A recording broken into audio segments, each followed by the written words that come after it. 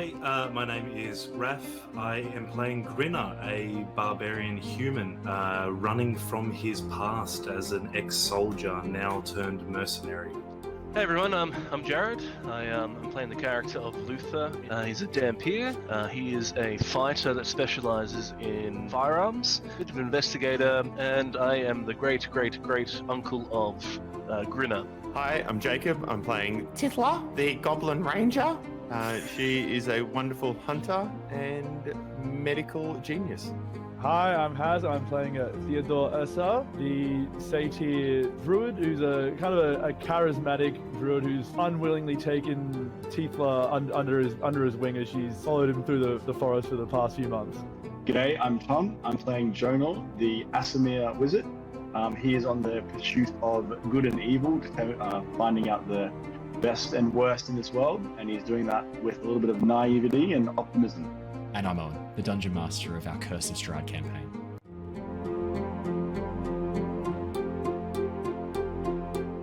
Hello!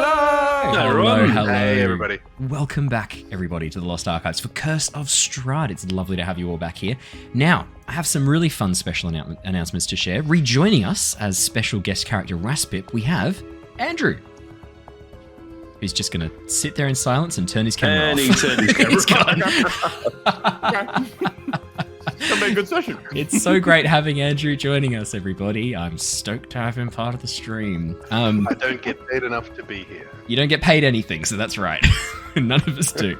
And with their camera back on, looking absolutely stunning, Jared. Oh, I don't know about that, but I'll take the compliment, I guess. It's amazing. We've really missed seeing your face on the stream, and now that you can sit up again for at least an hour, we'll be ready to rock and roll.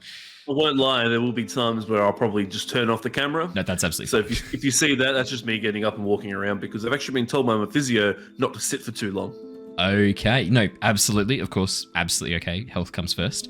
And rejoining us, as he has been every night, consistently here in the bottom left-hand corner of your screen, it's Jacob! Hey! I'm looking for a promotion to that top row. Just saying. Do you know what? You might just get it, because running late tonight and letting the team down is Raph. We don't actually know the circumstances of why he's running late. We might be giving him a lot of shit, and it turns out there's a genuine, serious reason. But until that comes, Raph, where are you piece of shit? Obviously, Tom can't join us tonight, and Haz is still out. Although, knowing how Haz works, I reckon Haz will be jumping back in probably in the last half hour, right as we're about to finish up, forcing us to do another 40 minutes of D&D, same as last week. Who is paying these chat comments? Andrew, you know that, This is the first time I've put it on my Instagram, and here we go. It just, yeah. So and I have to say though, with a username like Filthy Phil, he is filthy. You know that this comment is going to be 100% above board and certainly not innuendo. I imagine Filthy Phil sounds like this, and stop me if I'm on the wrong track. Oh, that Andrew's one handsome fella. He can raid my dungeon anytime. Is that you, Phil? Hey. Phil. Apologies, Phil. I know nothing about you, and I've made a snap judgment based simply on a username and text you've written in a single comment. Nailed it. Andrew says I've nailed it, so I'm sorry about that. Raph's here! Hey! We were just talking shit about him, telling him that he was about to be kicked from his spot in the top of the overlay. And who said that he was going to be wearing a shit shirt? Oh, I think they would have won money, whoever that was. We've got the late player bingo. No, lovely to have you joining us, Raph. Perfect timing. We've actually just gone live. We did a bit of D&D BS, D&D bullshit. I mean D&D before the stream, where we just had a bit of bullshitting and chatting around. And Jacob aired some grievances about his position on the overlay in the bottom left-hand corner of the screen. I just questioned how much just have done a better job. Oh, well, I it's was easy. just querying Owen's dedication to our relationship. Oh, no. It's not. It's all about the money.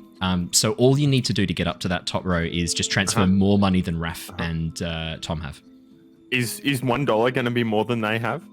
You might just have to keep transferring, and then when you emerge in the top of the overlay, you'll know that you've nailed it. Okay. All right. We'll see how that goes. Just keep outbidding yourself. Reference to good friend of the stream and main cast member of Avatar Legends, Dave, who is going to be joining me for the Jasper's Game Week. Perfect tie-in for the Jasper's Game Week shout out I was about to do. Dave bid against himself on a seat for Jasper's Game Week, so he'll be joining me because he didn't realize how the bidding worked. Just kept bidding. Oh, I love Dave so much. Fantastic. See, that is top level overlay positioning behavior right there. So Jasper's Game Week is coming up super soon.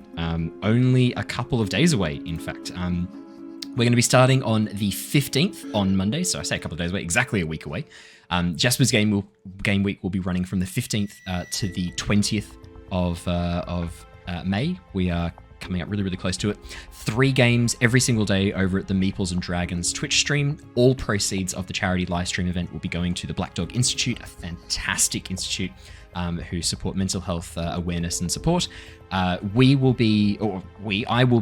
and I will be playing on Thursday the 18th at 3:30 in a D&D 5th edition game. It looks like, based on the YouTube poll, I will be playing a sorcerer. I'll be posting the subclasses voting in about 2 hours, and that will be open for a full week until the Jasper's Game Week actually starts, so that I've got time to make a character. But yeah, it looks like Sorcerer has just won out. It's 30% Bard, 33% Sorcerer. Wizard got like 10%, and then Druid had the remaining percent. So yeah, you really didn't want me to play a Wizard this time around. Fair enough. Looks like it's going to be a Sorcerer. I'll be putting up the poll on YouTube, so make sure to come check it out in the community chat tab of YouTube. The options and choices will be, I think, between Divine Soul, Wild Magic, Draconic, and maybe Luna, the new sorcery subclass that came out fairly recently. Luna Sorcery looks like loads of fun. I'd love to give it a go, so I'll check that out. I've heard of that one. Yeah, it's really new. It's only been out for like a couple of months, I think, wasn't it? Yeah, it looks I really think cool. It's been out for a few months. Yeah, it looks really cool. Lot of synergy. Looks like it's going to be a lot of action economy balancing, so that'll be something I'll have to keep in mind of. Whereas normally sorcerers just go fireball, twin spell, fireball. I might actually have to like think through what choices I make at different points. You also know a lot more spells than other normal sorcerers. Yeah, it's got like half the wizard spell list, I think, doesn't it? It's huge. It's got and some of the warlock spells as well. Jesus. Yeah, it's pretty nice. It's an expanded spell class. I'm really keen to try it out. So yeah, make sure to come over and check us out. I'll be posting stuff on Twitter, on Twitch, YouTube. So make sure you come and check out Jasper's Game Week. Really good cause and loads of fun. If you can't join our session, definitely make sure you join some other sessions. There's going to be so many really cool professional DMs running some campaigns, as well as some other live streamers and YouTubers and podcasters like ourselves who are going to be playing and running those sessions. So definitely go check them out. And the only other thing I have to say about it is that during the stream, especially I know for a fact with our game, you can donate money to trigger Wild Magic Surges, and the DM has a D300 Wild Magic Surge table. So I think the goal is going to be to get through all 300 options. Would be pretty crazy. So yeah, that'll be loads of fun. So yeah, make sure you come and check out Jasper's Game Week. All the information will be in the comments and in the description below. That's it for announcements from me. Oh, there is one more thing. Breath of the Wild comes out really soon. No, Breath of the Wild, Tears of the Kingdom comes out really soon. I'm very excited, if it's not obvious. So that's going to be coming out Friday. I have got the game preloaded and ready to go. I will be live streaming it when it drops, Australian Eastern Standard Time, and episodes will be coming out on YouTube launch day. I will record and edit and post as soon as I possibly can. So stay posted for that. That'll be coming super soon. A lot of people were messaging in Discord to say that I should use the emulator to pre-record. I decided not to after talking with a couple of people for obvious reasons, piracy being one of them. The other one being, of course, that all Nintendo has to do is drop a day one patch to identify who played and recorded using the leaked version of the game. And sure enough, Nintendo just announced a day one patch, which is going to be dropping with the game. So I feel like that was a pretty good call. Everyone knows Nintendo are very chill about this sort of thing and definitely don't hunt people down and destroy their livelihoods if they even think about breaching Nintendo copyright. Although still not as bad as Hasbro sending the actual Pinkertons after Magic the Gathering collectors. That was wild. That was unbelievable. I'm still kind of reeling from that, actually. It's just, what a world we live in, where like, hey, I opened these cards 2 weeks early, now I have actual murderers for hire coming to my house. Like, great. Like, the Pinkertons are literally written into the American Constitution as not allowed to work with government officials. Like, it's in their fucking Constitution. What amendment is it? I don't know, it's in there. No, it ain't an amendment. That shit's OG. It's OG. Nigh on 30 score years hence, a group shall emerge comprised of massive cunts who shall call themselves the Pinkertons. We shall not associate with them nor their ilk. I remember George Washington saying that in his famous speech against tyranny. I do remember that. You remember that? I do remember. Yeah, I was there. So wild. Let us start our Curse of Strahd campaign with the lovely players we have in front of us, and we will jump straight back in. Now, I've got a quick recap to get us back into the zone. Once I've read that, we will jump straight in. So, the newest team of the Tempest Adventuring... I've started great. The newest team of the Tempest Adventuring Guild have found themselves lost in the dangerous realm of Barovia. Trapped by strange magics, the group have now travelled westward, away from the sinister castle which reportedly houses the immortal ruler of Barovia, Count Strahd von Zarovich. Successfully arriving in the town of Alaki, the group have now been drawn into an investigation to locate the missing bones of a saint said to confer protection to the town. Along the way, the group have also teamed up with a gnome sorcerer, Raspip, who is searching for a lost item. Their paths seem to lead in the same direction, the Wachter family, who have much to gain from the acquisition of both bones and enchanted ring. Previously, the group travelled to the local trading yard, meeting with Gunther Arasek, the local trader, and learning that Raspip's ring was indeed recently sold to Lady Fiona Wachter. Armed with this knowledge and the beginning of a plan to recover the items now forming in their minds, the group set off into the night. Unfortunately, they hadn't even left the stockyard when cries of alarm sounded from behind them, villagers running from a giant white direwolf which emerged from the shadows. The group soon discovered this wolf belonged to Rictavio, a half-elf bard the group had met with previously. Assisting him and the wolf in escaping the townsfolk, Grinner ended up assaulting the guards and was placed in the stocks overnight. While Grinner was having rotten fruit and vegetables thrown at him, mostly by Tithla, the party scoped out the Wachter manor. Theodore transformed into a spider and viewed the Lady Fiona Wachter speaking with an ally about finding these strangers who have now arrived in town and bringing them to her for a frank discussion. Jonor, using his magic, then placed a magical eye inside the manor and viewed the dining room, allowing him to also see Lady Wachter and this ally she was speaking with, a rather sour-looking Barovian man dressed in dark clothes with a grey cloak. With the group now reunited, Grinner, Jonor and Tithla decided to follow up with Rictavio, heading out beyond the town walls to meet with him.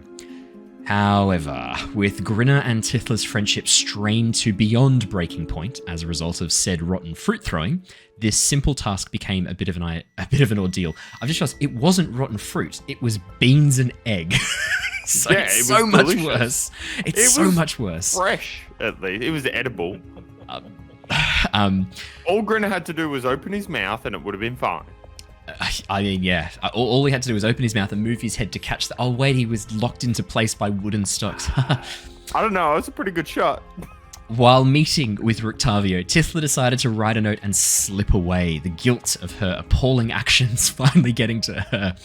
However, her path back to town led her right into the vines of a blood oak, which immediately attacked and tried to consume her. With the rest of the team, now joined by Theo, arriving just in time to kill the tree and free Tithla from its wooden jaws, we left off last session as the tree is destroyed. Grinner biting into the red heart and resulting in that pulsating object to detonate, blowing Grinner and Theo flat on their backs. That is where we left off last session. We jumped straight back in, not with any of those people, but instead with Raspip and Luther. Now, Raspip and Luther.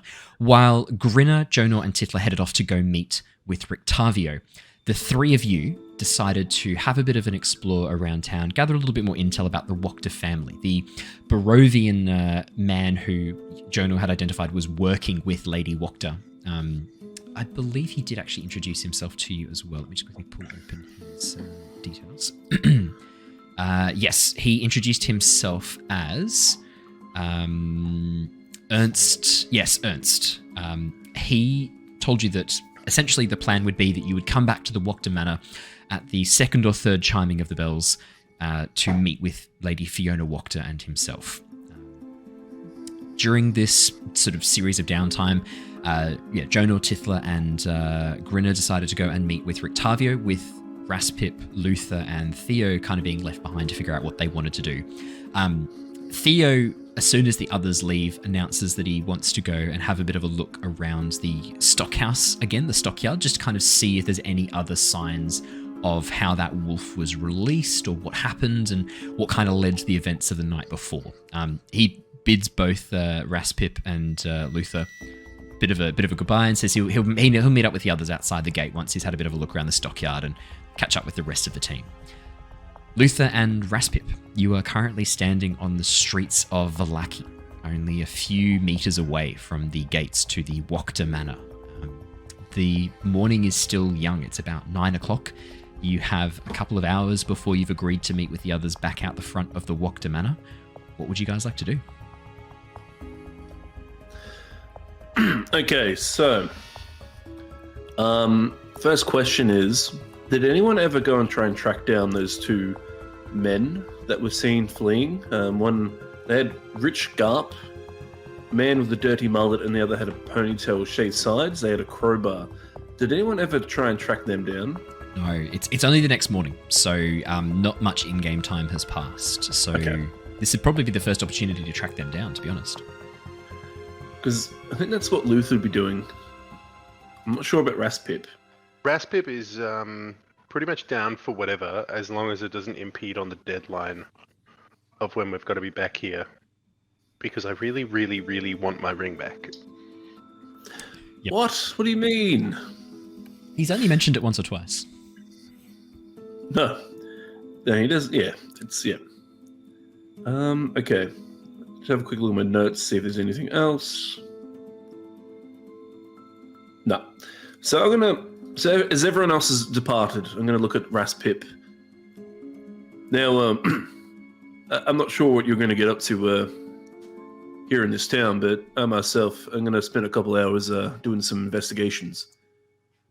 I was gonna wait here and just fetch my ring, but if you've got something you want to do, I'm happy to tag along. Yeah, well, look, it's probably, there might be some connection to your ring, perhaps.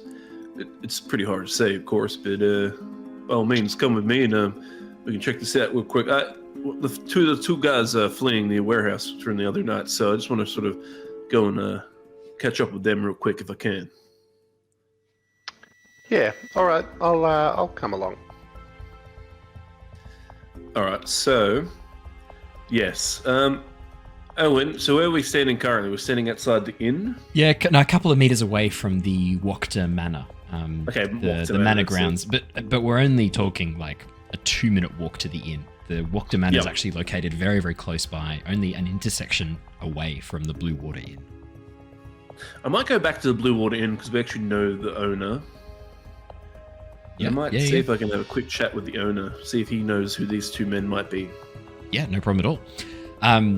As Raspip and Luther begin heading back towards the Blue Water Inn, you can see the inn has officially opened. Not many patrons inside this early in the morning. Maybe one or two older gentlemen and an older lady. Tables by themselves, just drinking alone, slowly sipping away at what looks to be a very dark wine, in the case of one of the men and the lady, and the other man drinking what looks to be a large tankard of ale. These have the looks of people who are very serious about just getting through their drinks at an even pace to maintain a level of inebriation just to get through the day. There's a look about these people that tells you that they're drinking to escape the harsh reality of their life. There's very almost like apathetic look in their eyes, as if there's really not much left for them. Erwin is looking around at them, standing at the bar, the bartender, Erwin Martikov, black hair pulled back into a beautiful ponytail with that streak of grey and white across the temples joining up in that large bushy beard. Looking at them a little bit concerned. As you step into the bar, Luther and Raspip, he looks up, gives you a nod and heads on over. Welcome back. You were successful in getting your friend out of the stocks? Not exactly, but kinda. Great. He came by and had a a quick bite to eat, a little wash up, and then left again to find you. I trust he found you well. You did interact with Grinner before he took off again. Yep, I saw him, but he wasn't particularly amicable. Oh, well. Might have been something to do with summoning a buttocks in front of him while he was tied up to the stockade. Oh, I did forget about that. Grinner, one more thing happened to you. Raspip summoned illusionary bottom to fart on you, and then. Oh wait, no! But Tithla threw stuff through it to make it look like it was pooing on you. Yeah, I forgot about that. So it gets worse and more justified somehow. It's so funny. I forgot about that. Yeah, Owen Martikov. You have no way to know it was Tithla because there was an illusion in the way. I would say that you definitely know it was Tithla.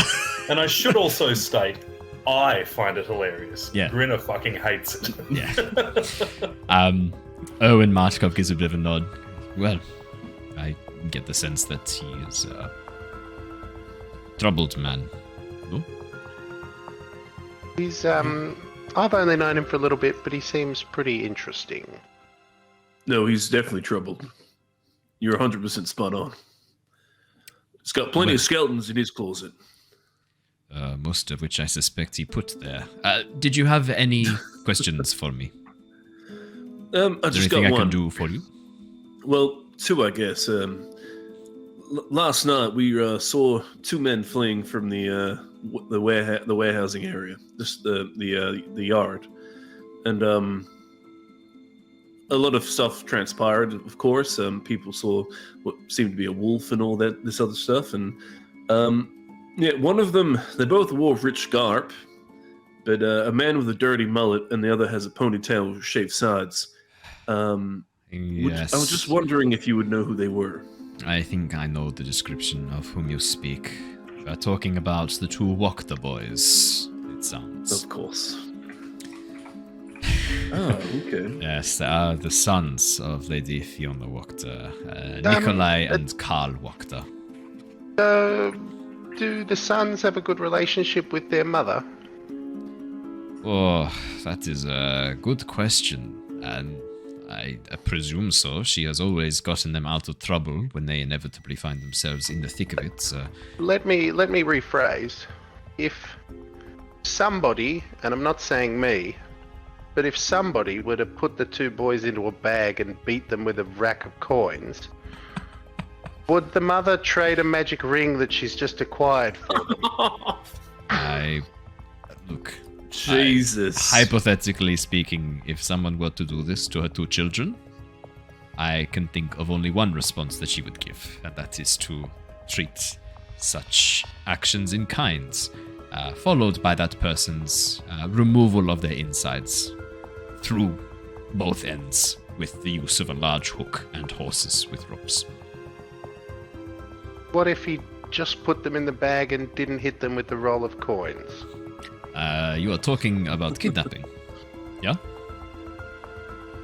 I trust hypothetically, of course. No. For podcast listeners, Raspip is nodding while he says no. Oh, I can tell that you lot are going to be trouble. I will advise you against harming or interfering with Lady Fiona's sons. There will be only trouble for you.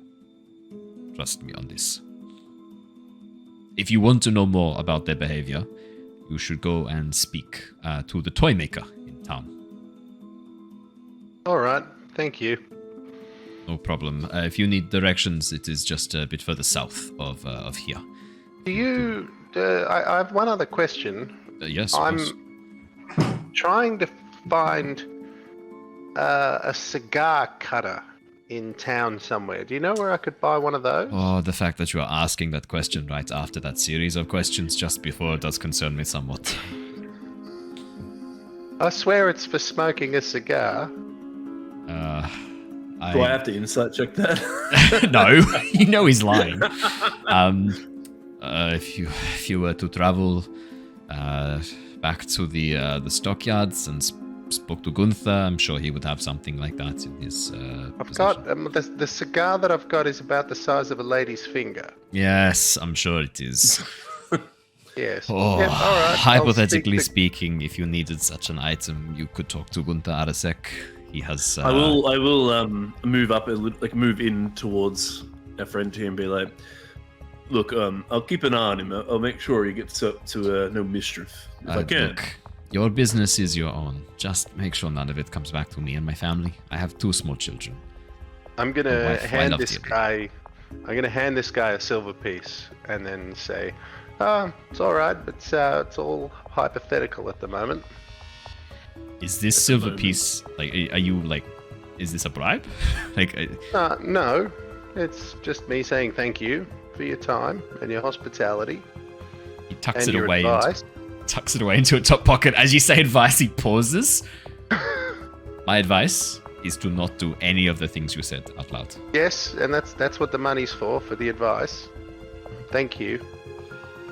Oh, I'm going to live to regrets allowing you to stay in my inn, aren't I? Did I not give you enough? I'm gonna get a second silver piece out. No, that's fine. I don't want your money. I am scared what accepting it means.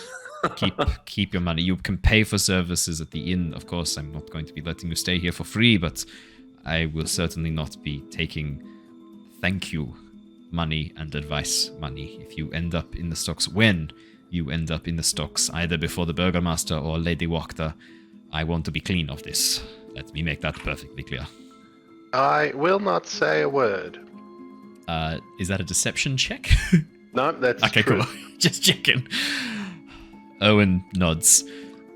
Right, I better get back to these lots to make sure they don't drink themselves stupid before the day comes. If the Burgermaster comes in here and sees drunkards again, he's going to be very upset. Sorry, it's my problems. No, I just want to ask you one more question, though, if I can. Of course.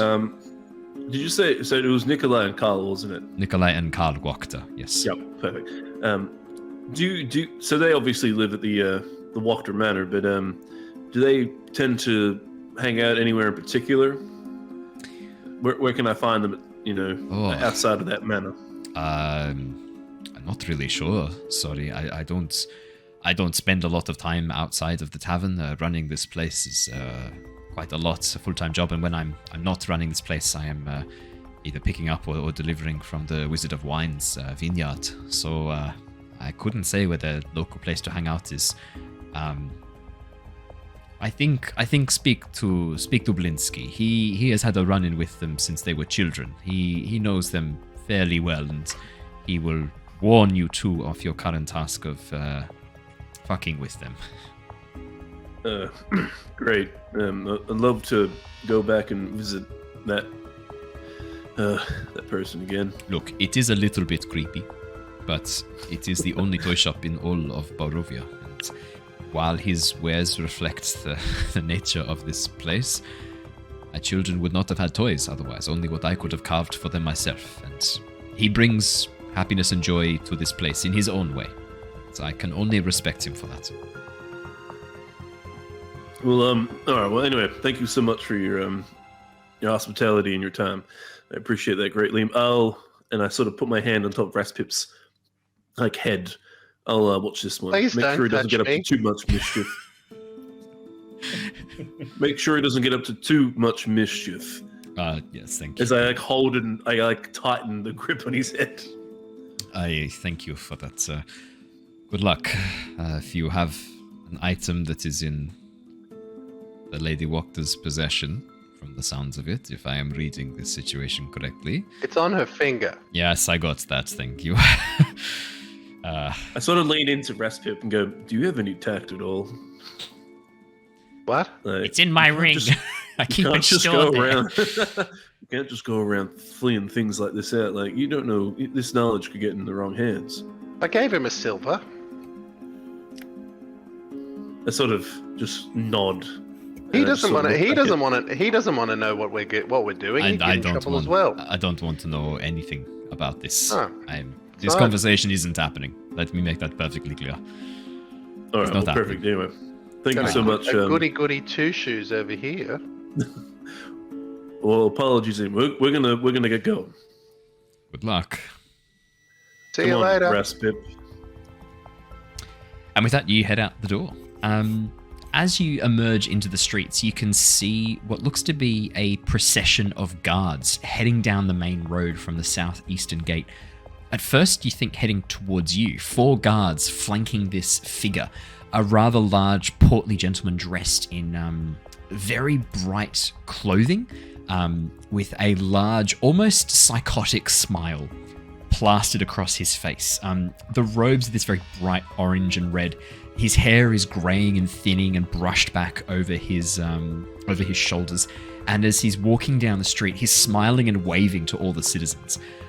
What you notice is as this group of guards approaches, the people around you immediately stand up a bit straighter, plaster a very large fake grin on their face, almost like a death rictus smile, this like, and then smile back at him as he begins walking down, occasionally calling out like, hello, as he passes people, and smiles go for miles, hey, as he's just walking down, smiling at people. At first, it looks like this group are walking towards you, but as they get to the intersection, the guards immediately take a left-hand turn heading towards the church with this figure in bright red, rich robes, red and orange robes, walks past. As he sees you lot, I need to know, Luther and Raspip, are you both smiling? So I think Luther has very good perception and insight, like passive. So I think he would clue in pretty quick. But with his smile, I feel like he doesn't. I feel like Luther smiles every now and again, but he doesn't smile a lot. So I think when he does, and especially since he's like sort of a Dhampir, he doesn't really have fangs showing per se, but I feel like his smile nonetheless would be like almost like threatening. It's like that smile when people look at it, he's trying to put on a smile, but it's coming across as more of a threatening thing. Okay. Rictavio. Because he's not used to it much. Raspip. Why did I call you Rictavio? What the fuck am I doing? I don't Raspip. know. Raspip is definitely going to be smiling, but he was smiling when he walked out of the shop. Oh, okay. So nothing's changed. Yeah, because you're nothing to do imagining with cutting off someone's finger with a cigar cutter. And to I get a guess ring like back. that, and guess 2 you've- kids in a bag getting hit with a roll of coins. Jesus. The purest of smiles. There's so much wrong with that statement. For one, they're both like late teens, early 20s. Second, they're someone's kids. True. Okay. Yeah. Sure. So both of you are smiling. As the, I would say at this point, safely assume the burgomaster of Vallaki, as he walks past and happens to glance over towards the inn and sees you both smiling. Luther, you don't get the sense he picks up on any subtext to your smile. He just sees the teeth and waves and goes, smile, say, we're having fun, yay! As he gives you a big smile and then just keeps walking. As he's just waving. We're going to go buy a cigar cutter. Do you call that out? Yeah. Okay. He sort of like pauses and looks back and goes, oh, cigars are fun. They make you smile. Yes, they do. Ah, wonderful. Enjoy your cigar. Say, as he just again goes back to this almost like psychotic level of happiness and joy, waving at people as they go past. As he gets up in line with the stocks where Grinner was being kept, you can see that other man is in the stocks and he has actually fallen asleep. As the guards get up alongside and the burgomaster looks over and sees this figure in the stocks slumped down, he goes, oh, he's not smiling. He's not smiling! Beat him until he smiles! All with this like huge grin on his face. The guards rush over, and as the first blow hits the guy in the stocks, he goes, oh, I'm smiling! And you watch as he tries to like get out this smile before one of them punches him in the face, and you hear this, and then as he tries to smile, his jaw kind of like falls a little bit weirdly and doesn't seem to click into place. And all you can hear is, as he's trying to do this like big smile, and the guards don't stop. There's just the sounds of muted poof, poof, poof. And then for a moment, there's this loud thud and silence as the figure in the stocks falls limp. Oh, well. How far away are we from that? Maybe like 12 meters. Can I minor illusion a smile onto his face? How quickly would you have done that when the first like click. I would have done that after Yeah. Okay. after the first hit, but before the second hit, I think. Right. Okay, cool. Could you roll me just a spellcasting check? So D20 plus your spellcasting modifier. So roll it as if it was like a spell attack, essentially. I just want to see how good your spellcasting is from a distance as you like let out this sudden burst of magic.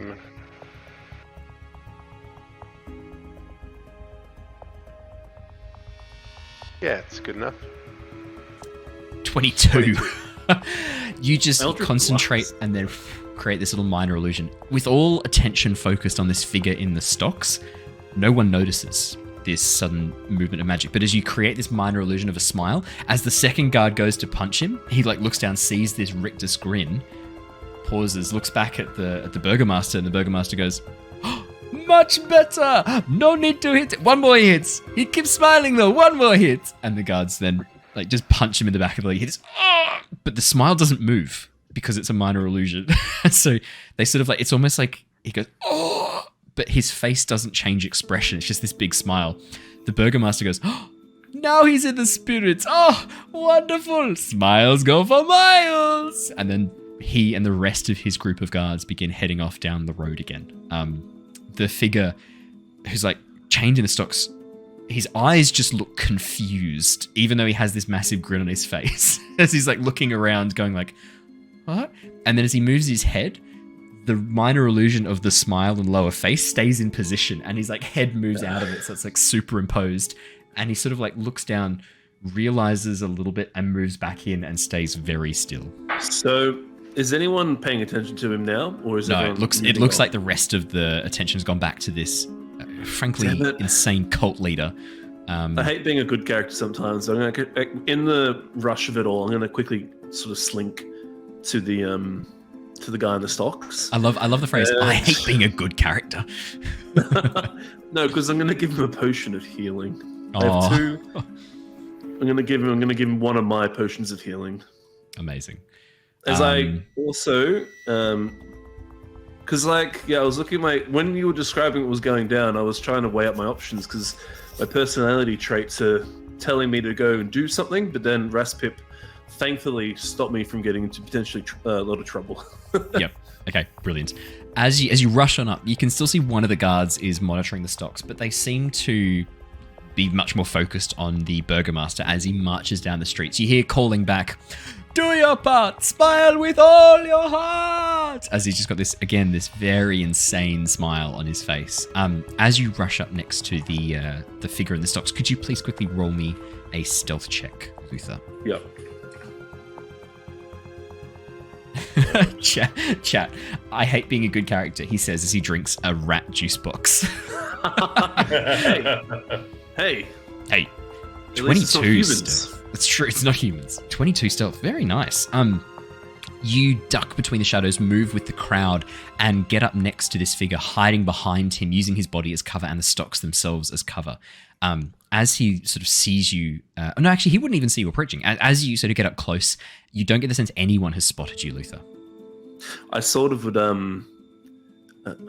it's okay, hush. It's all right, I'm just going to help you real quick. What? Who are you? I don't stand for that type of thing. You were friends with the man with the scar on his throat? Yes, that's the one. By all means, here, take this real quick. We don't have much time. I don't really stand for this type of tyranny, so by all means, please. What is this red liquid? Is this wine? It's going to make you feel way better, I promise. He's pretty thirsty. He's not really in a position to refuse in this case. Yep. He's going to drink it without too much question. He drinks the health potion. Would you like to roll the d4s? Okay. Can Luther roll to see if he mixes up the multiple red jars that he has? To be fair, he only drinks fresh blood, so it's a roll to see whether he mixes up a glass vial of a health potion with a living rat with a straw in its jugular. We can roll for that. I don't have any rat juice boxes at the moment. No, he's drunk them all. he's full. I'm out. He's full. It's like he has an up and go in the morning. He has a small rat as an up and go in the morning. Pretty much is that. It's an up and go. It's an up and go. Not sponsored. 4 health, plus 2, so 6 health. Yeah, back. plus 2, so 6 HP back. 6 HP. You watch as this jaw clicks back into place. Some of the cuts and bruises heal, and even the gaunt sort of look he has to him, this sort of slightly underfed look, actually kind of brightens up a bit. The color flushes back into his cheeks, and as he moves his wrists, the markings and chafing around his wrists and neck go away, the scabs healing back into this smooth, fresh skin again, as you basically heal him back up to full HP. He looks sort of a bit surprised. You... What? But you... This was... I can't be here. This is I can't such be here for very long, kindness. so... This is such kindness, stranger. I will find a way to repay you. Please, tell me your name. I will repay this. My name is Luther. By all means, you don't have to give me any favors at all. Just, I don't stand, like I said, for this tyranny, so... I won't forget your face or name, Luther. I will pay this debt. I promise.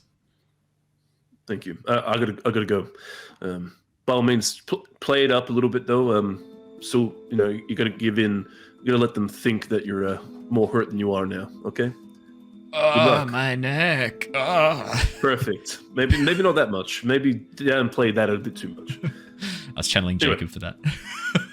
I'm going to give him a pat on the shoulder, and I'm going to, take off. After you take a couple of steps away, Raspip is also going to give him a tap on the shoulder, saying, "Don't forget you owe me as well for the smile." And then also just walk off behind Luther. Thank you. Brilliant. Alrighty, we will jump in with Tithla and Grinner for a moment before we jump back with Luther and Raspip. Just so that I know, Luther and Raspip, are you planning to head to Blinsky's, the stockyard, another location I have not mentioned? I think I'll probably pop in and see Belinsky real quick, get some more info on the Wachter boys. Yep.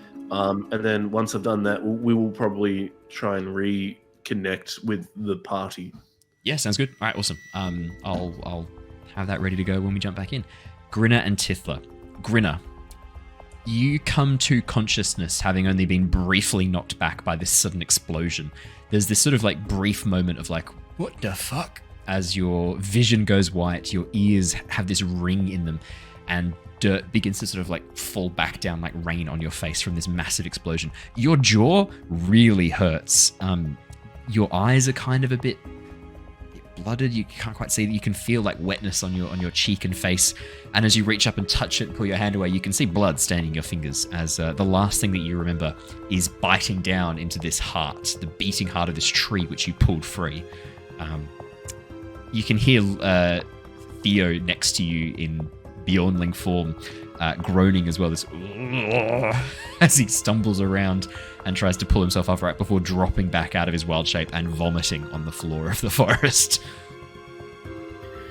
Yeah, I think that's probably enough of a knockout to actually knock me out of my rage at the moment. That makes sense. Sure. I'm just fucking stunned.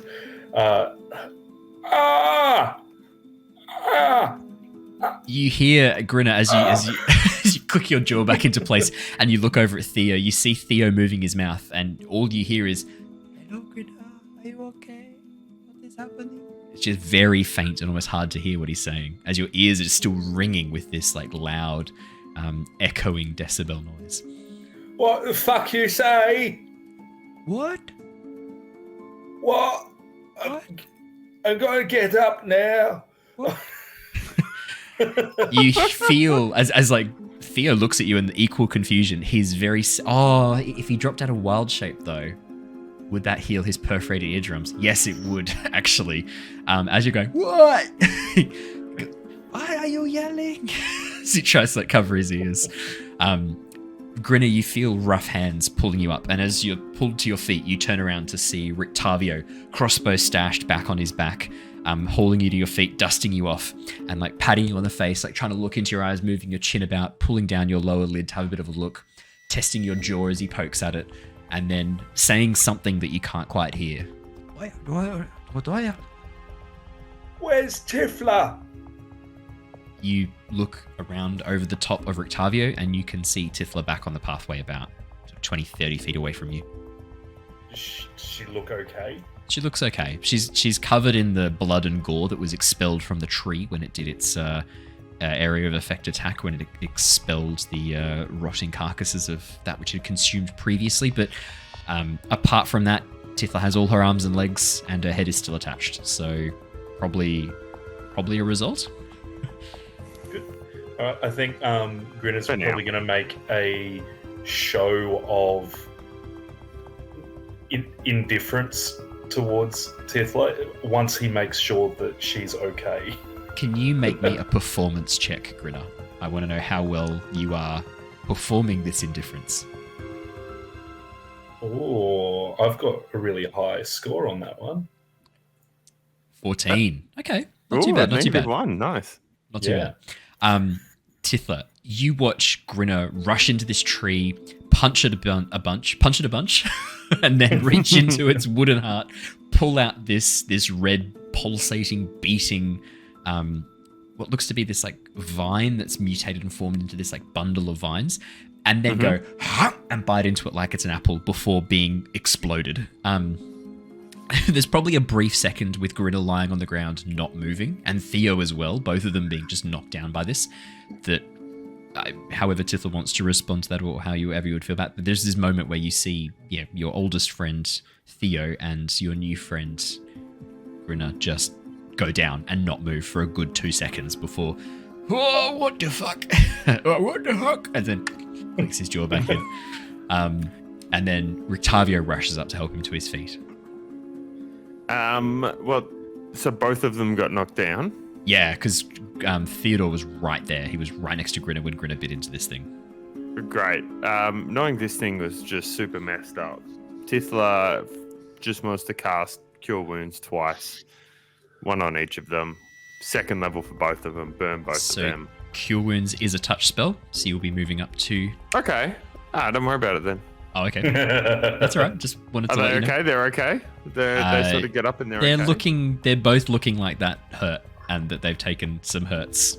Although Great. Theodore Well, looks then- fine because he was in bear form. So actually, Theodore's completely fine. Theodore's full health. He doesn't look hurt at all. Grinner Great. looks like he's dazed and a bit concussed. Lovely. Then Tithla's priority is to try and sort of look back and go find her note that she'd written and Grinner, tucked on the path. You watch as Tithla looks towards you, turns and walks away down the pathway. It's sort of panicked, the looks that she gives. She's like Okay. panicked when she sees you, the two of you get knocked back, and then you're both okay, and then she sort of is back and is like searching around and like clearly looks torn in what she's doing, and then sort of runs away again. But very deliberate in what she's doing. Tithla, takes you like 10 seconds to run back and find where you put your note down. It wasn't too far away from this spot. You reach down onto the rock, lift it up, and you have the note back in your hands.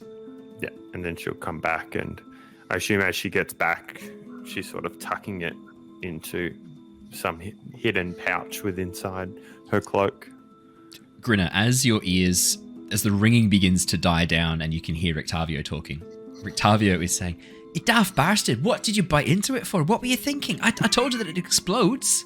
No, you fucking did it. Why would it explode? I definitely mentioned that you don't want to get too close to it if it's on fire. I called it out like twice that if it's burning, it'll explode. The tree itself, I didn't think the little middle bit that looks like it's... Oh, fuck me. Mate, if somebody Ow. tells you that something's going to blow up, you probably want to play it safe and not touch any of the things that are coming out of it, right?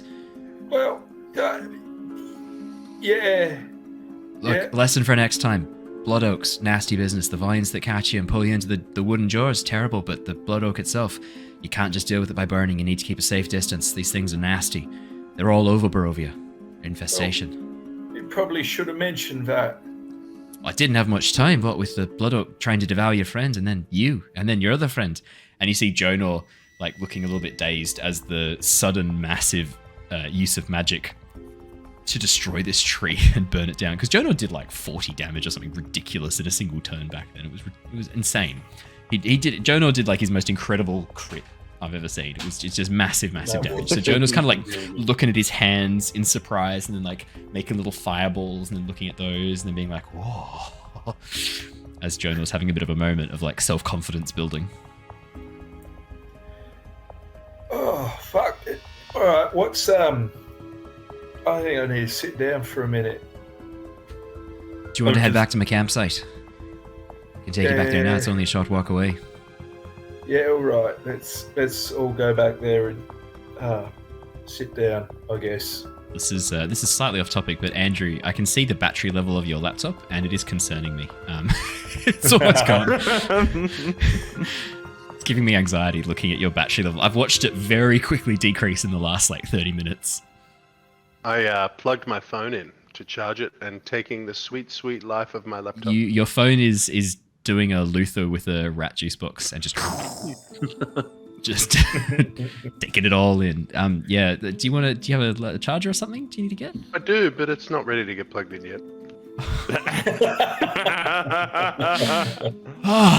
This is Owen, that sounds like a very polite fuck off. Yeah, it does, doesn't it?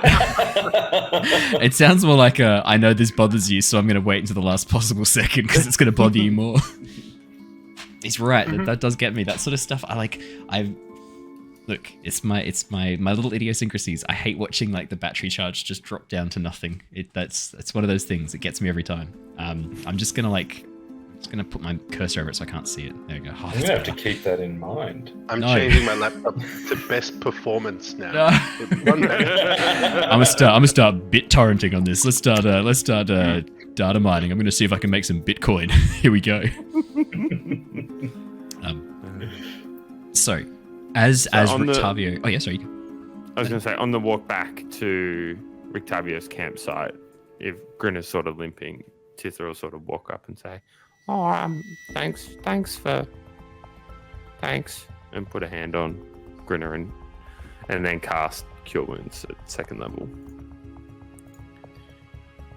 I think for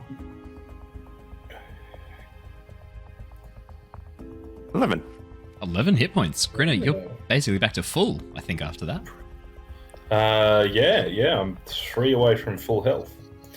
I think Grinner's probably gonna, when you come up to him, he's probably gonna flinch away initially.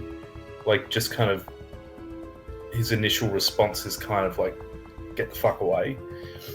And then he's gonna, you'll see him actually steady himself as he's walking along and just probably minimal acknowledgement aside from maybe just that's probably all you get out of him at this point. Do you want to roll a insight check, Tithla, given that Grinner's done a performance check to show off his... No. Okay, cool. I don't think Tithla would ever... She has never, and I don't think she will ever roll an insight check. Okay. Good to know. Noted. I think, she would just take whatever at face value.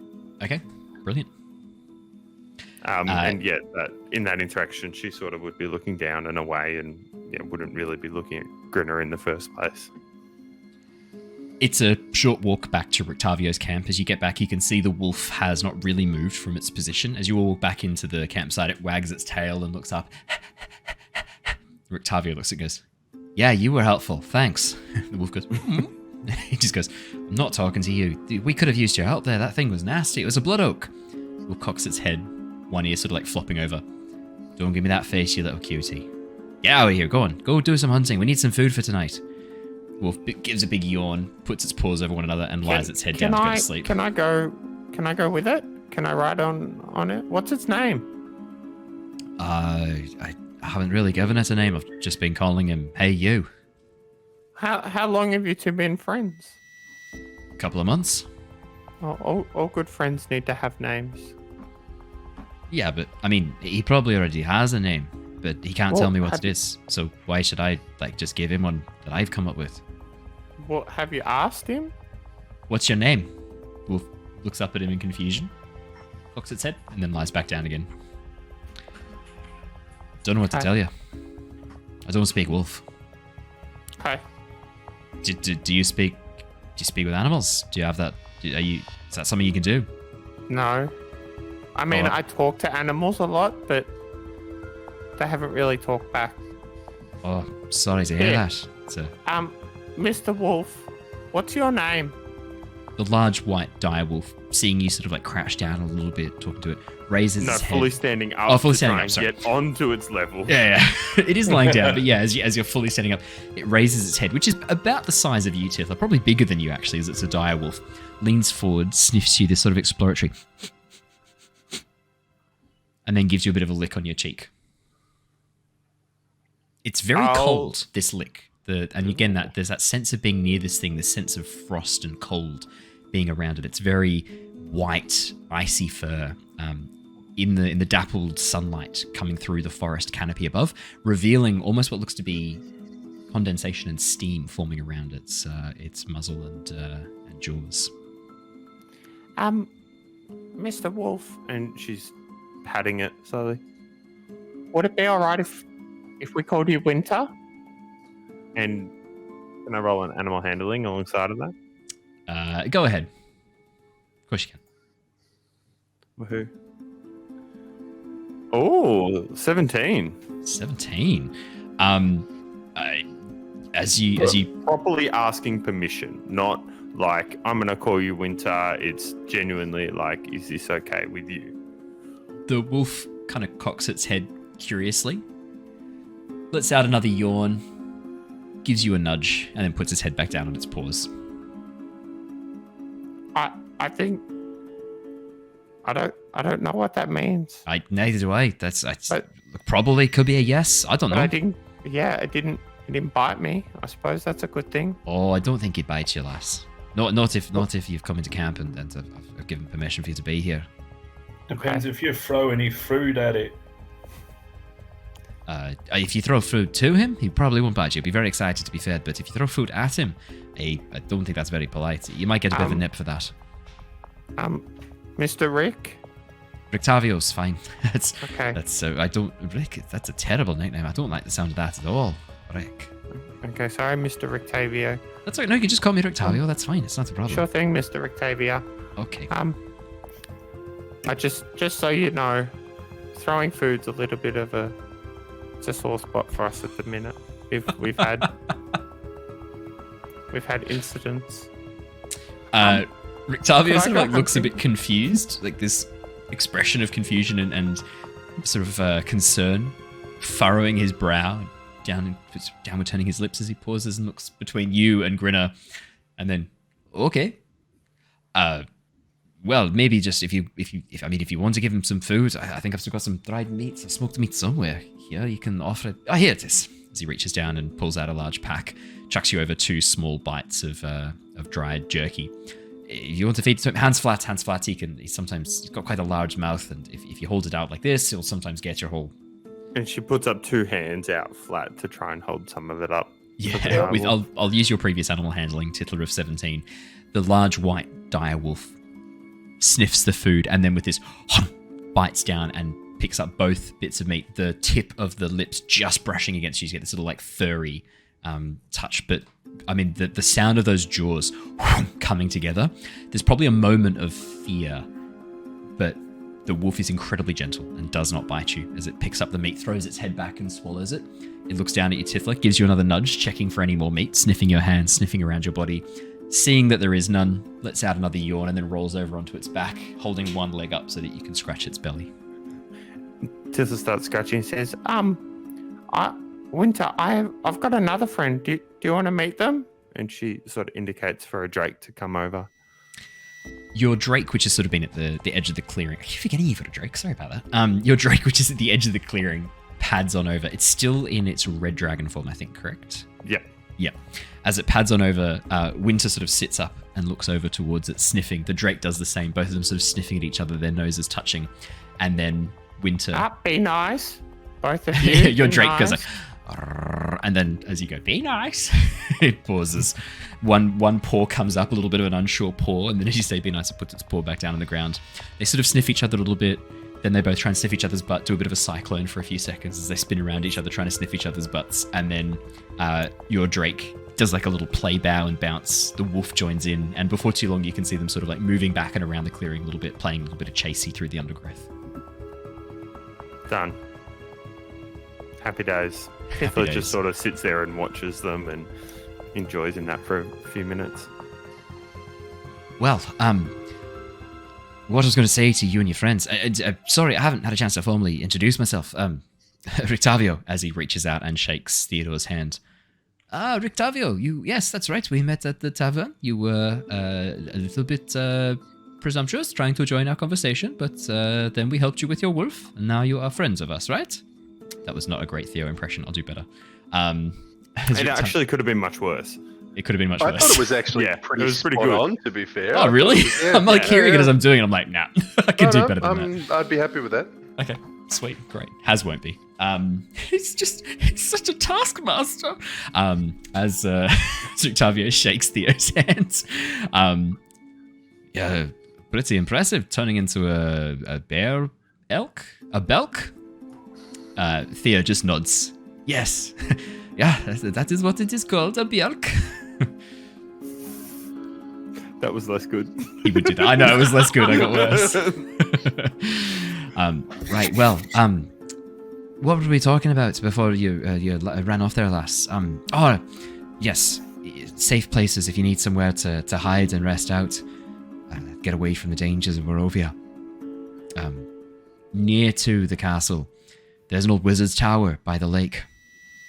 If you ever need sanctuary there, head to the wizard's tower. Is there anybody in there? Or I mean, I might be there. I don't know. It depends what happens here in town with Valaki. But if I'm not there, you may need to... there's a way of getting in that's a little bit complicated. Before I explain in great detail how to get in, are you good with like riddles and traps and things like that? Oh, fuck yeah. Yeah. Oh, great. Oh, okay. Well, it's just a pretty simple way to get in. All you need to do as you get to the door, you just need to trace the outline of the patterns on it. What patterns? There's some patterns on a disc. You just need to trace them. There's like stick figures. You say it was a door. It's a door, and there's like a circular like tablet attached to it. You just need to imitate the positions of the figures. Just trace it, know where you need to be, and then just imitate the... Look, Tavi, that's getting a little fucking complicated, mate. You said you were good at these sort of things. Yeah, I didn't know you were going to give fucking hard ones. What do you mean? This is not that hard, is it? Oh, don't be a dick, mate.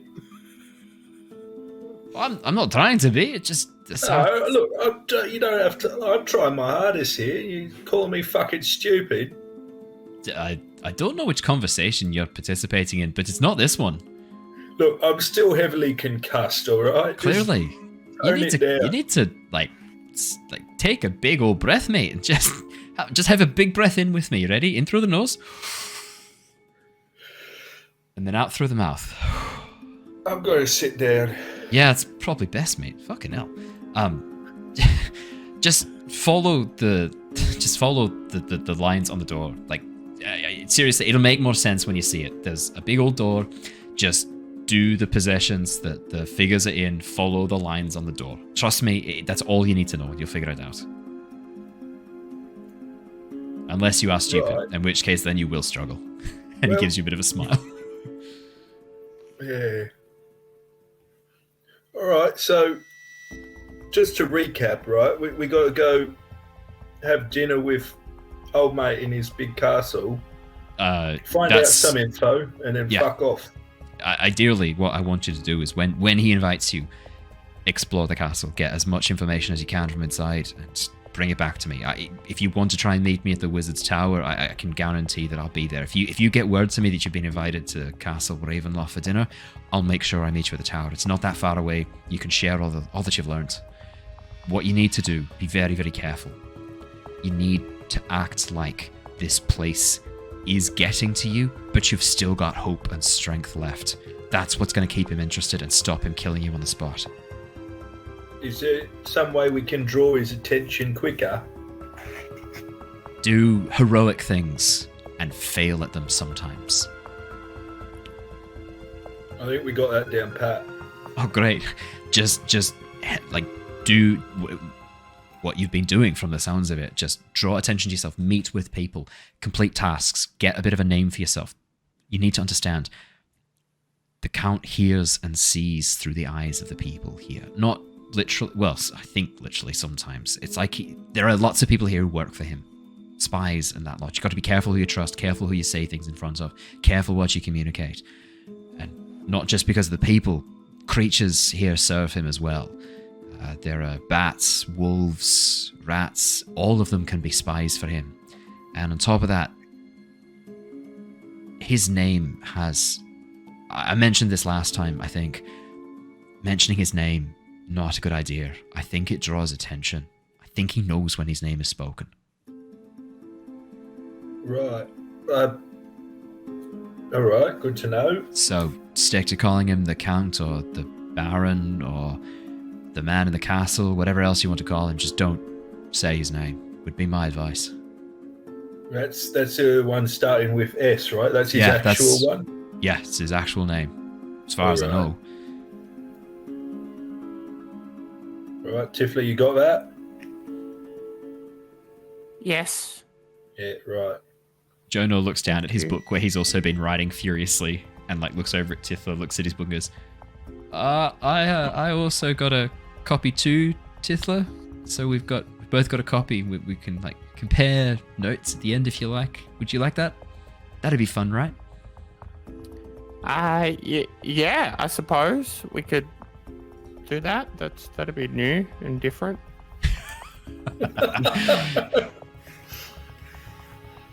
Right. Only other advice I've got here. Just try not to get in too deep with the magic here.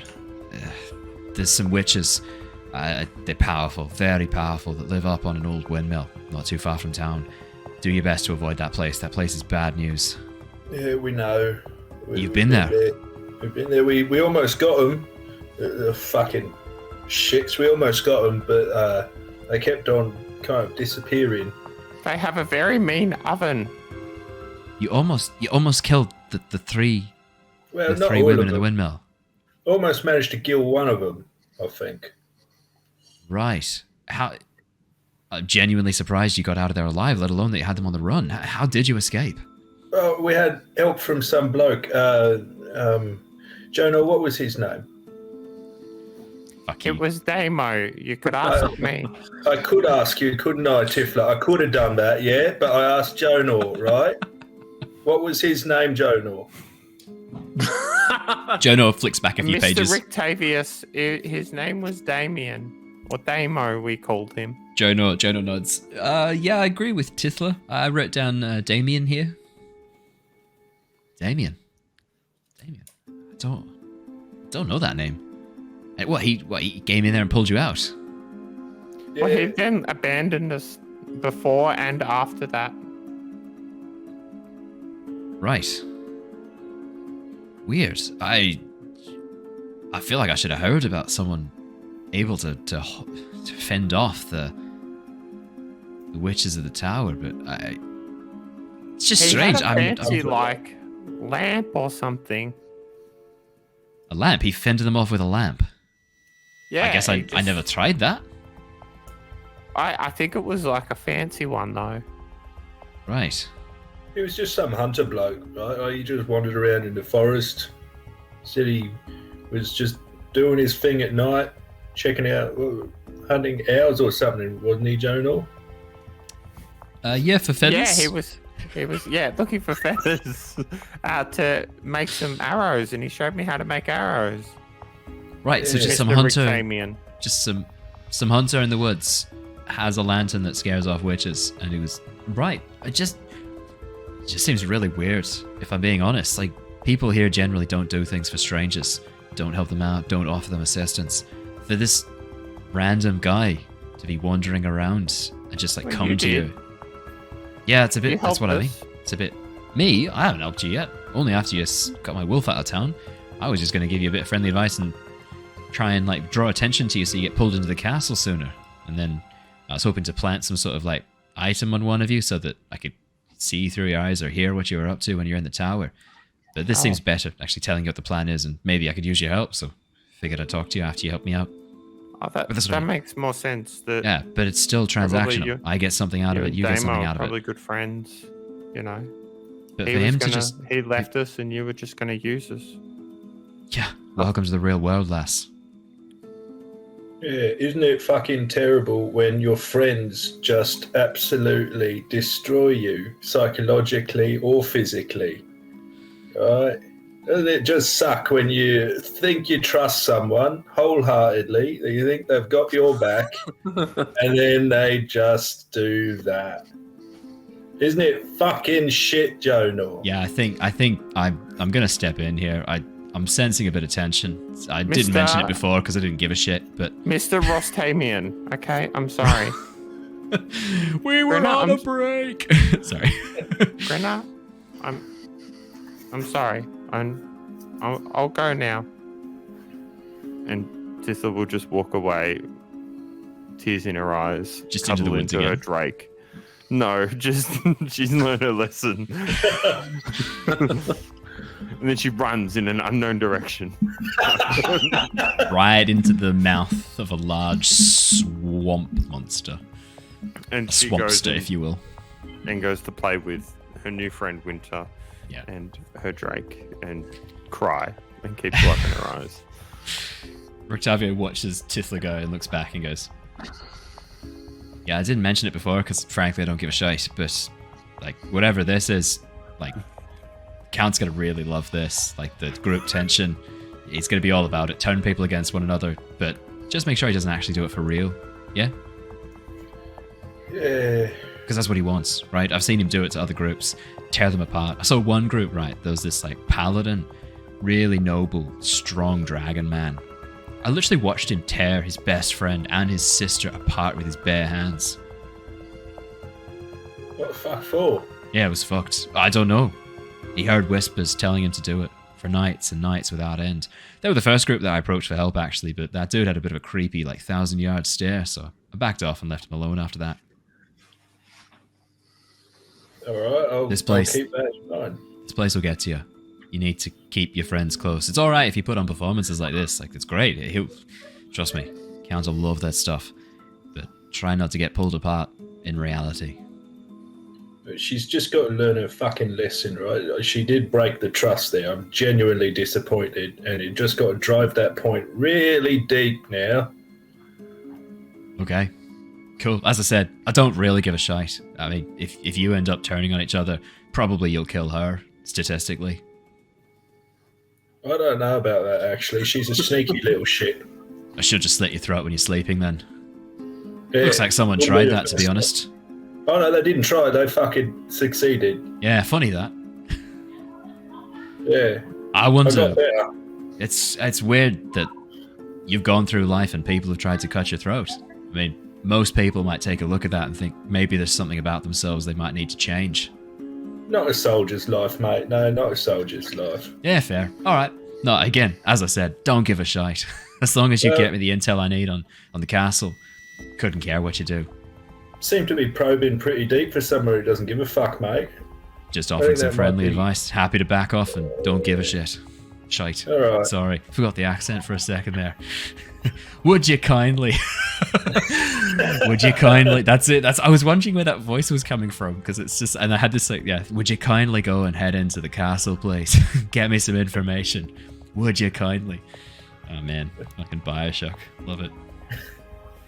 Well, all right. I think we're done here. Let's go back to town and find where everyone else is fucked off to. Sounds like a plan. I'm gonna get some food. Getting pretty hungry. We probably shouldn't all go back at once, though, right? But Why? that feels like it would draw attention that we all just wander in at the same time. How did you get into town? Through the fucking door, mate. Did you all wander in together?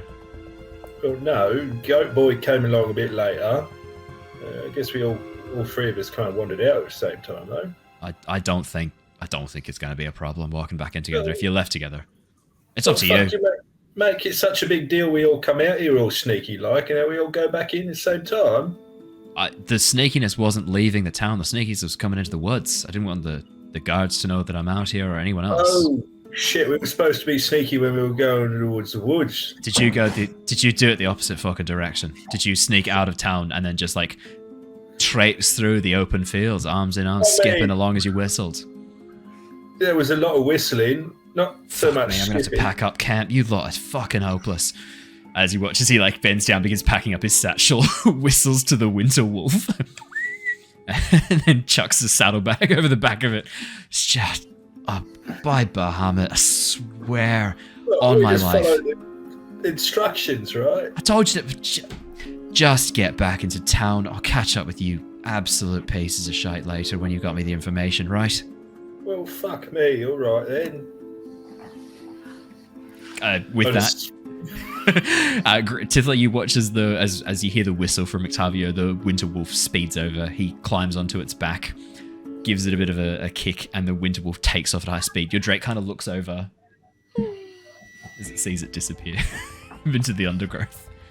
That's okay. We'll learn that one day. One day. Everyone leaves. You'll understand soon, Drake, what it's like. First, Mr. Rickness. Well, first Damo, second Mr. Rick Dame. Rick Van Dyke. Oh my god. I'm especially impressed that you manage a different name for him every single time. That's got to take some dedication. Thanks. I try real hard.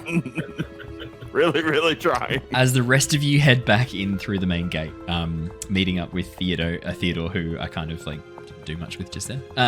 As the rest of you head back towards the main gate, this time the southeastern gate, heading back in towards town. We'll jump back to Luther and Raspip as you head down the southern road, heading towards the toy shop. As you arrive outside the toy shop, as I described previously to Luther, the shop itself is brightly coloured, but the sign is somewhat aged, the paint somewhat faded. As you can see it in the light of day, Luther, and pick up a few more details about it. The window is packed full of toys, but some of them are covered in cobwebs, and look to be quite old and unused. And as you open the door and hear the little bell tinkle above you and step inside to the very cramped shop filled with shelves and shelves of toys, you can see Blinsky is actually sitting in front of his workbench, right in main view of the customers. There's no one else in here at the moment, just Blinsky himself, and it looks like he's carving a small marionette. You can actually see the strings laid out, ready to attach, and it looks like he's working on the face details and applying a little bit of paint and carving away as well underneath at a section of the cheekbone that he's not happy with.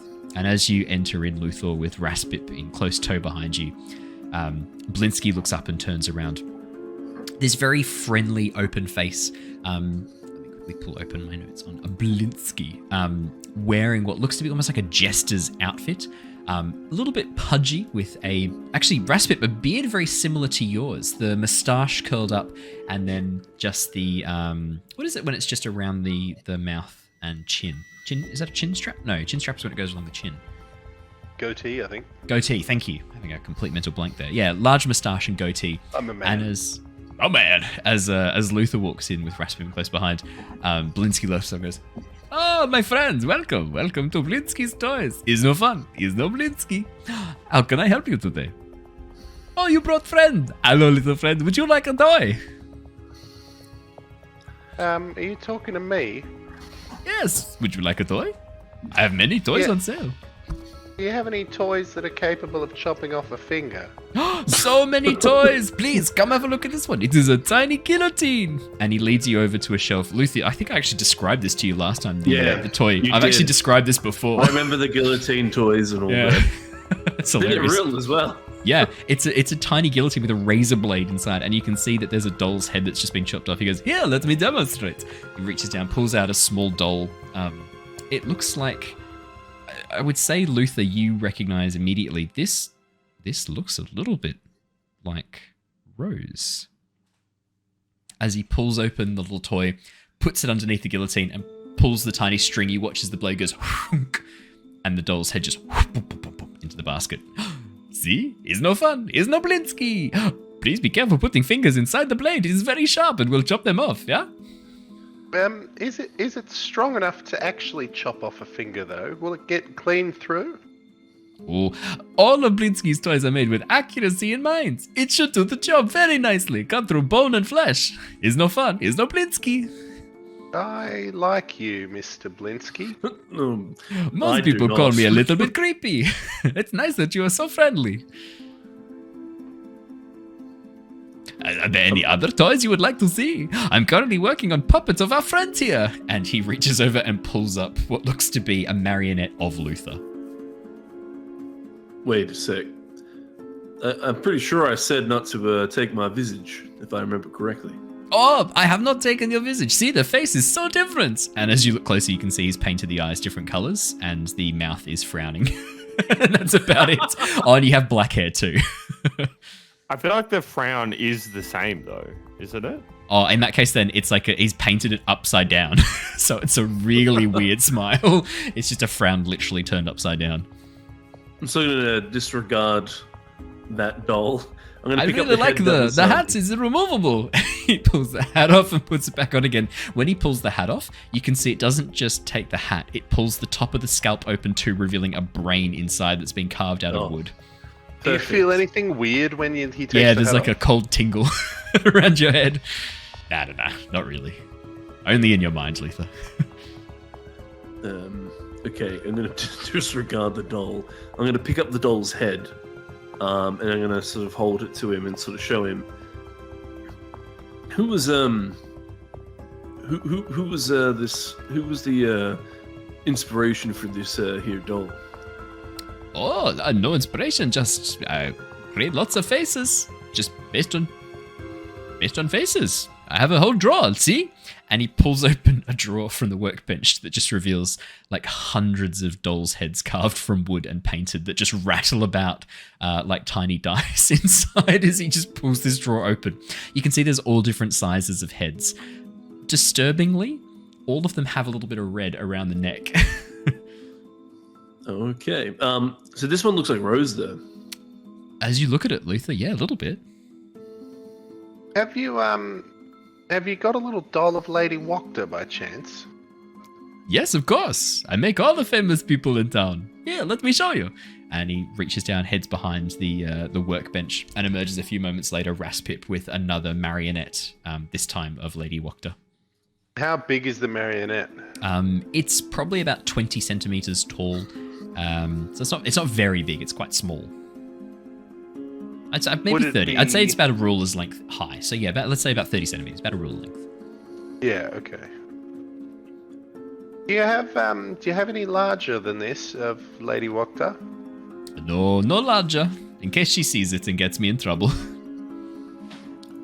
She told me never to make one of her. I made 3. 2 of them I've sold. 1 I have not.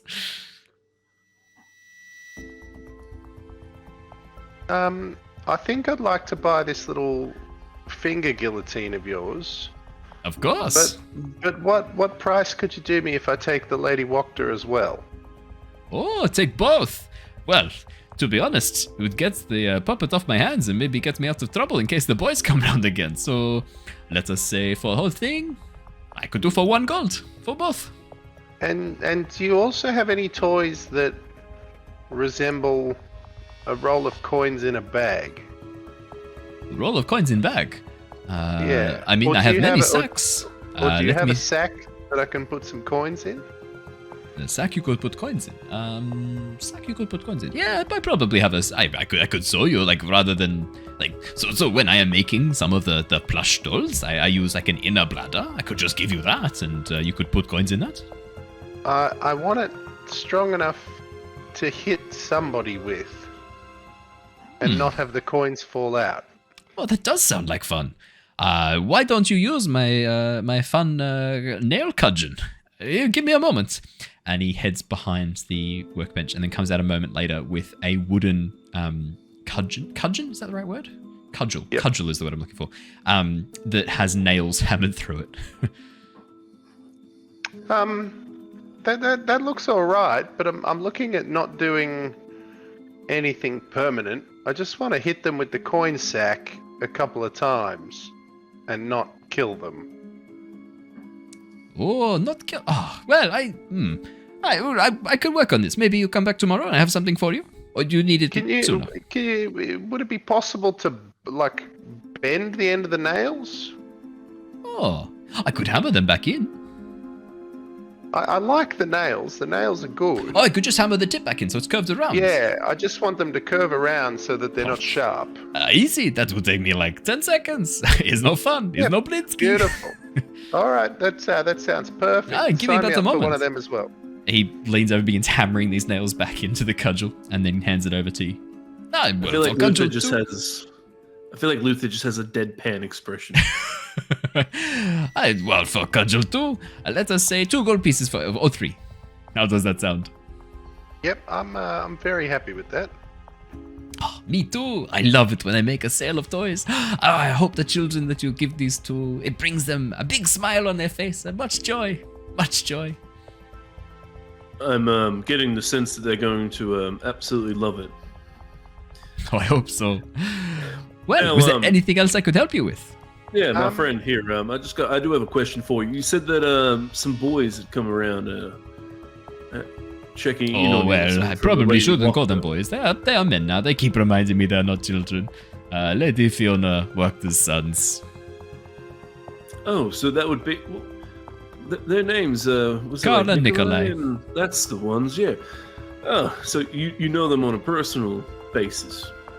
Yes, I have had the pleasure of selling them at a very good discount thanks to the Lady Wachter's communication with me. Many toys that they have used. Huh. I sort of look at him. When he says talking like in discounts and stuff, does he have any not visible bruises, I guess, but does he have any? No signs of any damage to his face or body, as far as you can see. Good question, though. So I take it though that this is my understanding that you're not on the best terms with them, of course. Oh, I could not possibly speak ill of such wonderful customers, but they are trying sometimes, yes. So, do you know where these two hang out per se, other than your estate itself? Do they have any hangouts? I wouldn't mind talking to them. I got some questions, just of business. Well, I know that they sometimes hang out in the area behind the stockyard near the southeastern gate. Stockyard, southeastern gate. Okay, know that. They have a small area there that they steal wine from. I mean, acquire wine from, as well as other things that they want, and generally create a bit of a nuisance.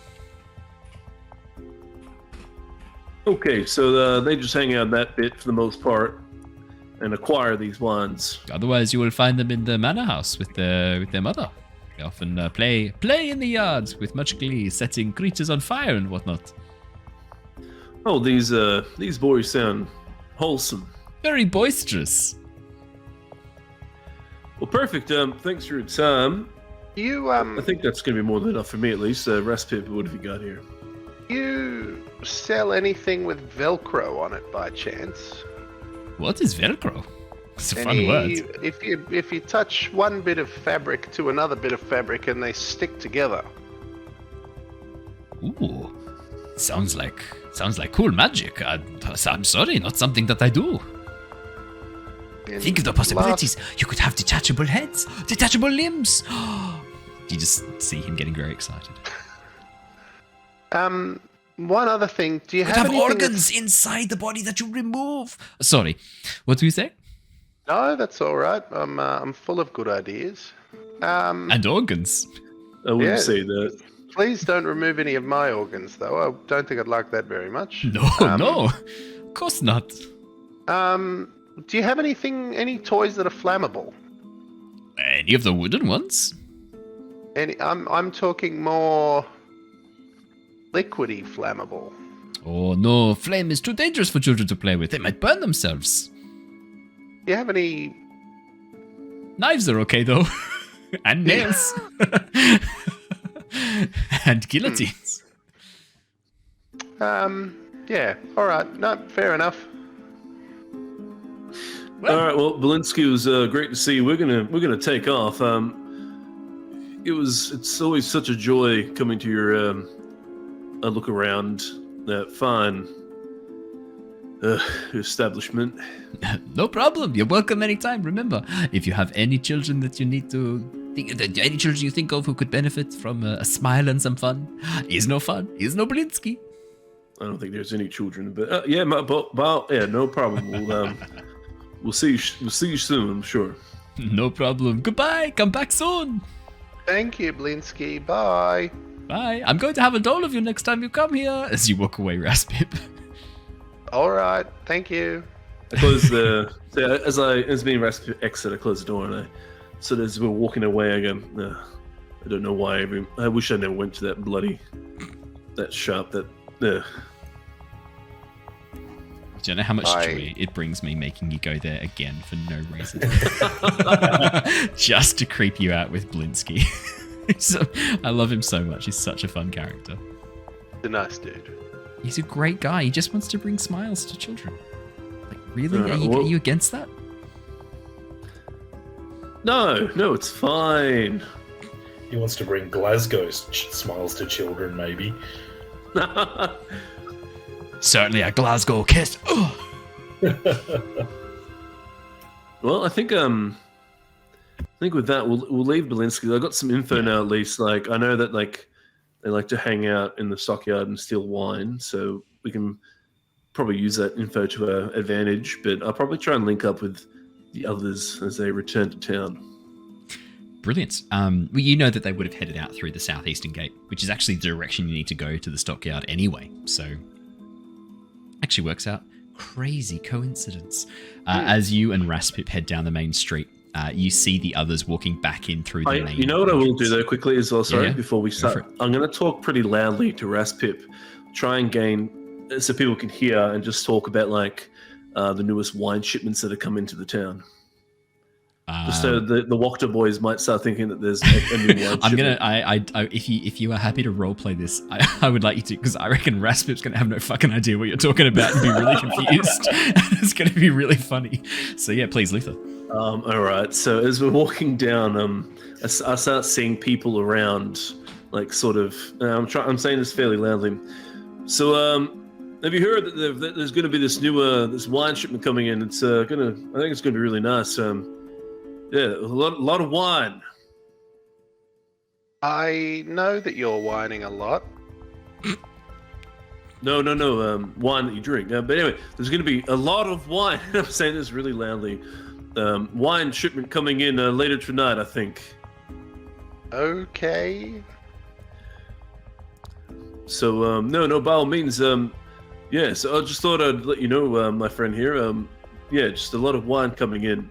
And I just sort of keep saying a lot of wine, expensive wine, saying it really loudly, trying to drum up some rumors around town so the Wachter boys can be there. Amazing. Raspip doesn't help in any way, shape, or form in keeping that conversation alive. I love the idea of, it sounds like an infomercial where Luther's walking down being like, did you know that there's wine coming in? And Raspip's like, what are you talking about? There's a great shipment of really good wine coming in into the Arasek stockyard. What the fuck? What are you talking about? But wait, there's more. Wait, there's more. Wait, there's more. There's so much great wine. It's so good. Pay by card and we'll give you the second lot free. I'm going to chop your finger off with this we'll guillotine. throw in some steak knives. If you keep telling me about this wine, I'm going to chop your winky off with this little guillotine to test it out. You could try. No, that's what Raspip says. That's what the party will hear, though. As we get closer, the party they'll be hearing me talk about wine pretty loud. Brilliant. As the party reunite, the rest of you having just come in through the eastern gate and heading up just past the stockyard, as you get up, you see Raspip and Luther just walking down the main road. Luther quite loudly going, "And that great wine at the Arasek stockyard." And Raspip going, "What? You've said this 14 times. What the fuck are you talking about?" Or maybe at this point, Raspip's just cast silence on himself, and now he doesn't have to listen to it. You all reunite outside the front of the stockyard. All right, you lot. Perfect, go. What are you talking about wine for? They're not the only ones whining. Oh. Sorry, did something just say something? Fucking hell. Do I need some quick clarification. Does Luther know that they've been beefing? Because like I haven't really been around the party, so I wouldn't know much. You only would have seen the very start of it, which was quite tame by comparison. It escalated quickly, so yeah, okay, that's cool. That's cool. Probably not. It dice rolled very quickly. Yeah. So, I look at them all. There's obviously like an air of tension. So yeah, the 15 feet between Tithla and Grinner was your first clue. So, how you guys going? How you all doing?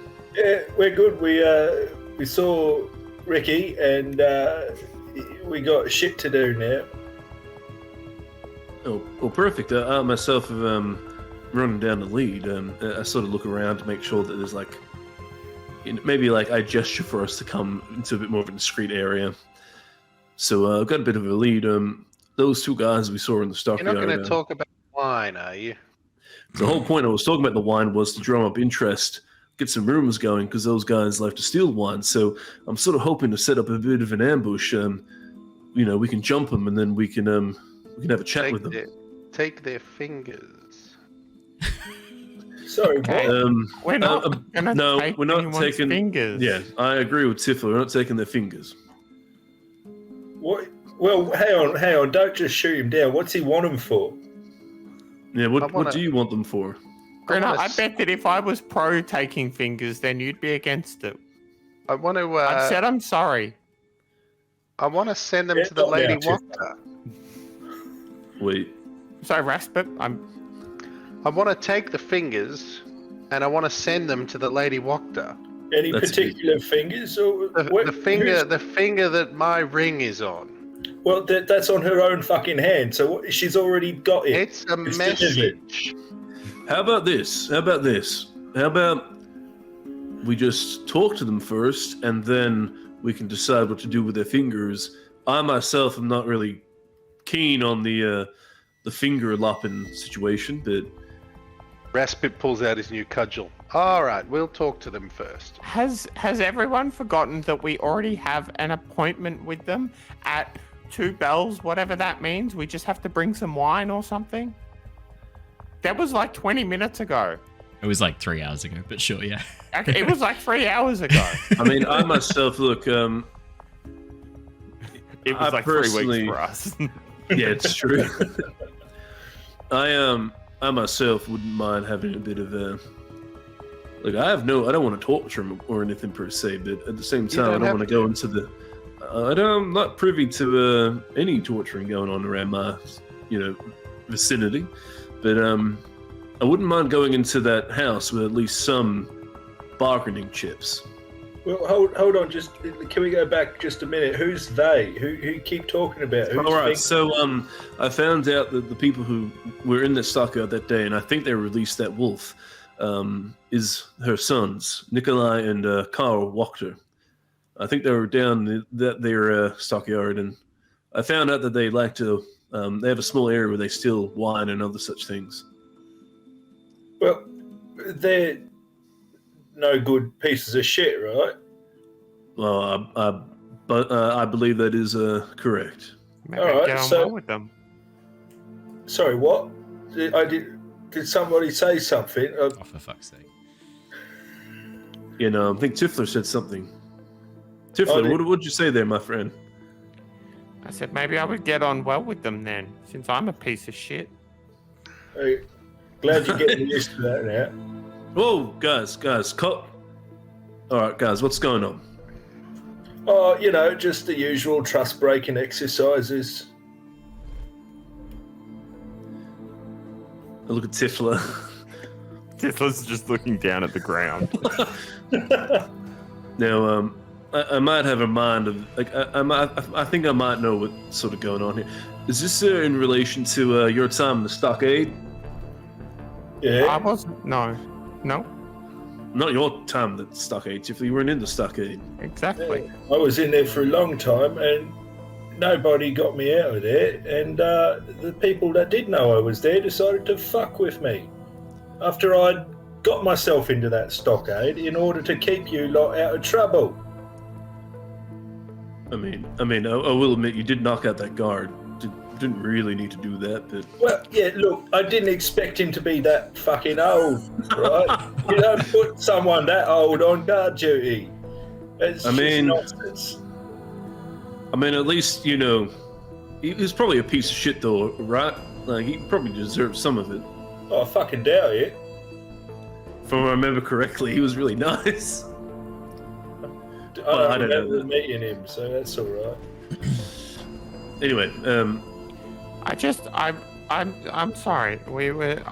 I don't understand what's funny. I don't know how to have friends. Everyone leaves me. First Damo, now Mr. Rismith just says that he's using us. I sort of crouch down, a squat down, get like to her level. I place my hand on like Tithla's shoulder. I'm like, hey, darling, come on. I've always been here. You'll leave soon too. I've already pushed Grinner away. No, look, give Grinner time. He's angry now, but he'll come around. Just what you need to do now, you need to mend the bridge. You've obviously done something that hurts our friend here, so you need to make amends. So whether that be little things or big gestures, it's in your call. It. I mean, Tithla, I saw what you did. I am privy to the knowledge. Yeah, but I don't deserve to be forgiven. Oh, I see. I think what you did was horrible. Don't get me wrong, but I think overall, I think it's worthy of being forgiven. Understand. No, it's definitely worthy of being forgiven. I was terrible. I'm a terrible little goblin monster. Oh, look, fucking stop it. Stop. Just. All right, guys, look. Tithla, can I just ask you a question? Okay. When you're getting upset, who are you getting upset at? Are you getting upset at you? Well, of course I'm getting upset at me. I'm the one that messes it all up always. Well, if you're getting upset at you, then you're not upset at anybody else. And if you're not upset at anybody else, can you just keep those feelings internally until I get my ring back, and then I'll leave you, and then you can talk about them. Awesome. Just a couple more days, buddy. Couple more days. Yeah, somebody else is going to leave me too. Conceal, don't feel. Oh no, he will leave. I will definitely leave as Raspip starts talking, I'm going to start dragging him away. It doesn't take much strength. He doesn't weigh very much. All right, Raspip. Please don't touch me. Please don't touch me. We're here to help you, but you're making the situation 10 times worse. We formed an agreement where I would help you, and you would help me, and so far all that's happened is I've helped you. So can we please go and put some coins in this fucking bag, and then go and beat some children with it? Please. Please. And on that note,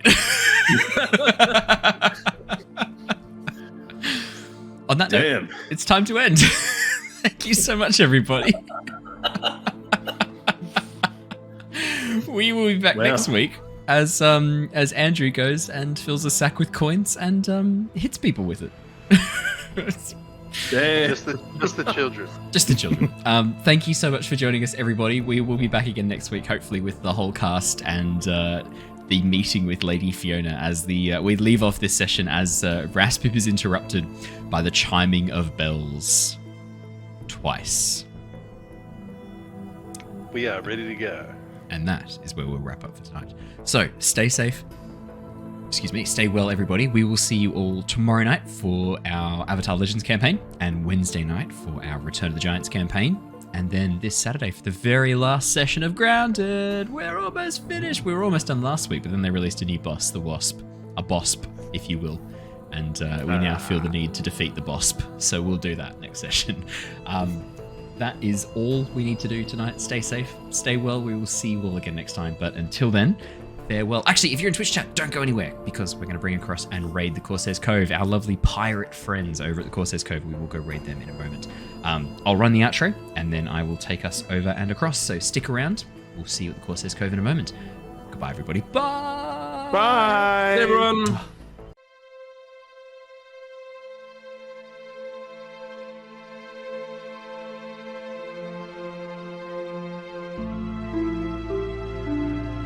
Bye.